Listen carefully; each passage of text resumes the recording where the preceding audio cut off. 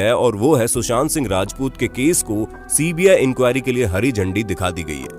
ऐसे में कई दिनों से देश का हर एक नौजवान इस मुहिम में लगा हुआ था कि कैसे भी करके इस केस में सुशांत सिंह राजपूत को न्याय दिला पाए।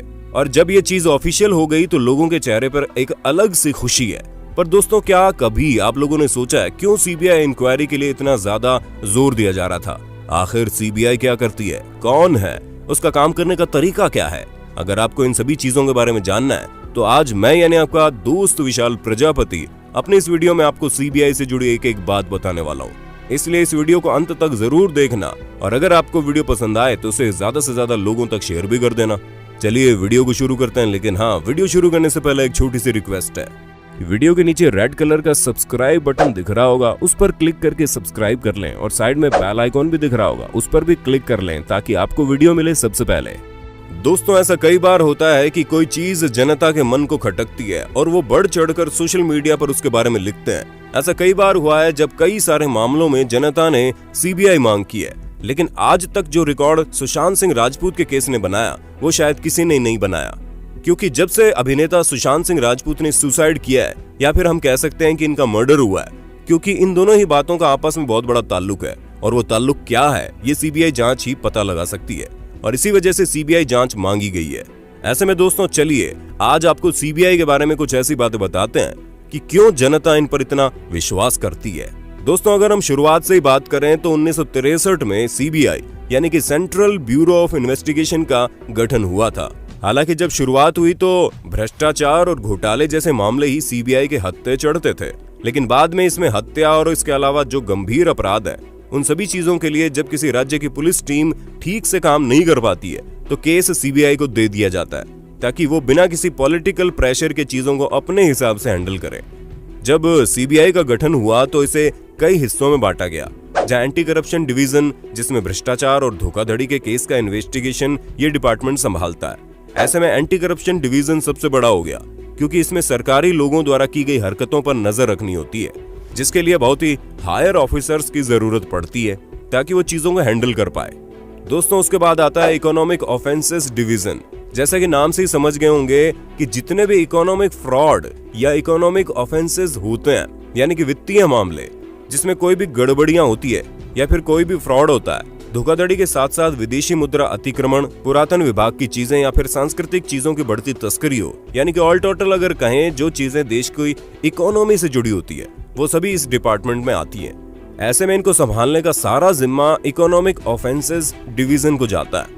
अब दोस्तों आता है स्पेशल क्राइम डिवीजन। इस चीज में अगर कहीं पर बम ब्लास्ट हो जाए या फिर कहीं पर आतंकवाद का केस हो या कोई संवेदनशील मुद्दा हो जिसमें हत्या के सनसनीखेज मामले सामने आए या फिर माफिया या अंडरवर्ल्ड जैसी चीजें हो, तो इस तरह के जितने भी मामले होते हैं वो स्पेशल क्राइम डिवीजन को थमा दिए जाते हैं।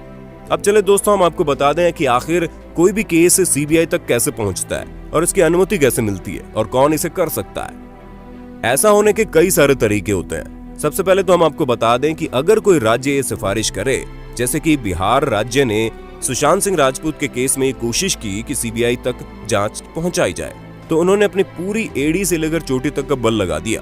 जहां पर सबसे पहले तो बिहार राज्य ने सिफारिश की और फिर केंद्र सरकार ने एक अधिसूचना जारी करके उस अधिसूचना के जारी होने के बाद सीबीआई इन्वेस्टिगेशन शुरू कर सकती है।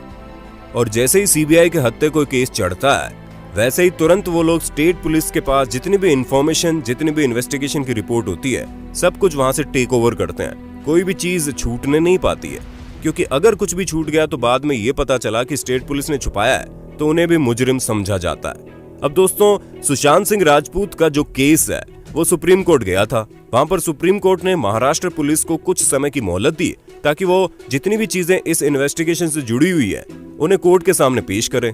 अब नतीजा हम सब लोगों के सामने है, जहां सुप्रीम कोर्ट ने सीबीआई जांच के लिए हाँ कर दी है। तो जाहिर सी बात है, महाराष्ट्र पुलिस सही इन्वेस्टिगेशन रिपोर्ट सुप्रीम कोर्ट के आगे पेश करने में पीछे रह गई और इसी वजह से ये केस सीबीआई के हत्थे चढ़ा है। जहां अब पूरा देश उम्मीद में है कि सीबीआई निष्पक्ष होकर इस केस को सॉल्व करेगी ताकि सुशांत सिंह को न्याय मिल सके। और न सिर्फ सुशांत सिंह राजपूत को, बल्कि हर उस शख्स को न्याय मिले जो इस उम्मीद से अपने घर से निकलता है कि वो किसी बड़े शहर में जाकर अपना नाम कमाएगा, वहां हर वो बुलंदियों को हासिल करेगा जो वो करना चाहता है। बाकी दोस्तों, जनता का आक्रोश तो हम देख ही सकते हैं कि किस तरह जनता ने हर एक चीज को न सिर्फ सही से समझा बल्कि सही से उसके प्रति फैसला भी ले रही है। और हमें पूरा यकीन है कि आप में से बहुत से लोग होंगे जिन्होंने मिलकर पिछले 2 महीने से ये लड़ाई लड़ी है और तब जाकर अब हमें सीबीआई जांच के लिए हाँ मिली है।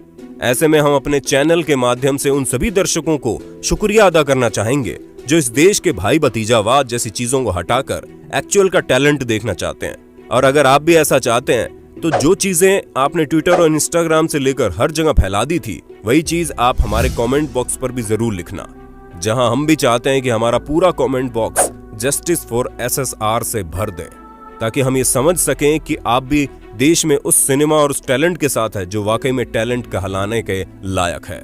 दोस्तों आज के लिए बस इतना ही। कमेंट बॉक्स में अपने विचार लिखना मत भूलना और ऐसे इंटरेस्टिंग वीडियोस को लगातार देखने के लिए हमारे चैनल प्रजापति न्यूज को लाइक, शेयर और सब्सक्राइब जरूर करना। हम फिर मिलेंगे एक नई वीडियो के साथ, तब तक के लिए जय हिंद जय भारत। दोस्तों आपकी स्क्रीन पे 2 और वीडियोस दिख रही हैं, जिसे देखने के लिए आप इस स्क्रीन पर क्लिक करें।